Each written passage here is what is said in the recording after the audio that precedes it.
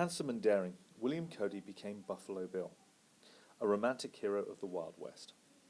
The romantic image of the Wild West owes much to that larger-than-life character, Buffalo Bill.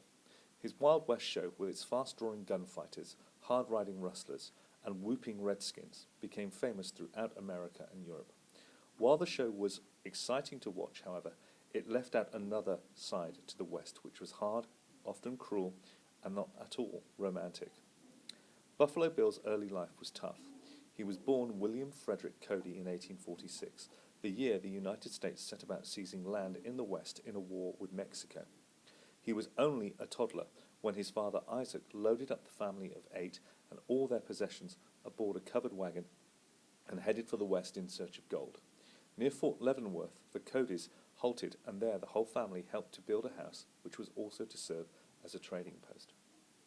Those were dangerous times. Cody's father was knifed for making a speech against slavery. He went into hiding and was saved by his 9-year-old son Bill, who made a daring ride on his pony Prince to his father's hideout to warn him of a gang that was after him. Unhappily, his father never fully recovered from his wounds and was dead within 2 years. This left Bill, at the age of 11, the breadwinner of his family. He got a job on a wagon train carrying supplies hundreds of miles across the trackless plains, and survived Indian attacks and buffalo stampedes. After this, he tried fur trapping and gold prospecting, but ended up riding for the Pony Express, which took the mail 3,220 kilometers to California before the days of the telegraph wire and the railway. It was about this time that he met James Wild Bill Hickok, the boldest and deadliest gunfighters. The two fought Indians together and became firm friends. When the American Civil War broke out in 1861, Cody was 15. He returned home to protect his family and joined in raids with the Jayhawkers, fighters who supported the anti-slavery cause. After his mother's death in 1863, he became an Army Scout. At 20, he married Louisa Frederici. After the war, Cody acted as a guide and advisor to the Army in their campaigns against the Indians who were fighting to save their lands. The Army believed that a quick way to victory was to kill off the herds of buffalo on which the Indians depended for food and clothing.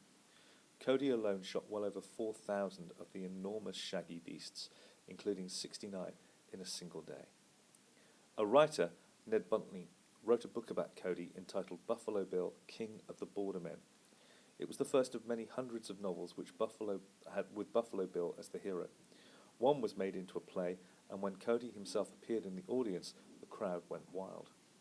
Soon Buffalo Bill Cody was playing himself on the New York stage.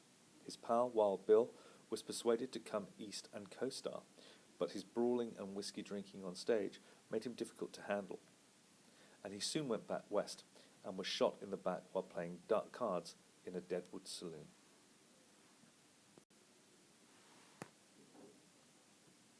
Cody returned to scouting when the war broke out with the Sioux and the Cheyenne Indians. A duel in which he shot and scalped the Cheyenne chief Yellowhand made Cody into a national idol. Later, Buffalo Bill grew to admire the foe that had made him so famous. Never break a promise to an Indian, he advised. Indians expect a man to keep his word. They cannot understand how a man would lie. In 9 cases out of 10, when there is trouble between the white man and Indians, the white man is responsible. Cody, however, was soon back to his Wild West show. From 1883, the show was too big for any theatre and was performed outdoors with dozens of warriors hired to stage a mock attack on the old Deadwood stagecoach, and Buffalo Bill riding to the rescue on his white charger. There was also the brilliant target shooting of Annie Oakley to draw the crowds, and amazingly enough, Sioux Chief Sitting Bull was persuaded to come out of his reservation and join the show for a while. When Buffalo Bill's Wild West show reached Britain for the first time in 1887, Golden Jubilee year, Queen Victoria attended a performance and enjoyed herself tremendously. Subsequent tours ranged from Scotland to Russia.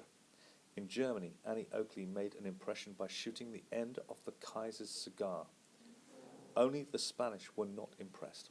They preferred watching bullfights to charging buffaloes and cowboys.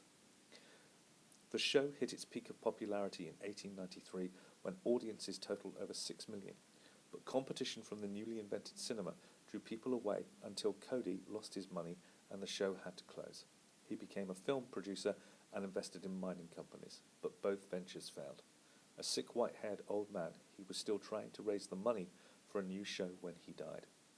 The Wild West he popularized lives on, however, in film and television, while Cody, a town in Wyoming named after him, is a tourist center dedicated to preserving the Buffalo Bill legend.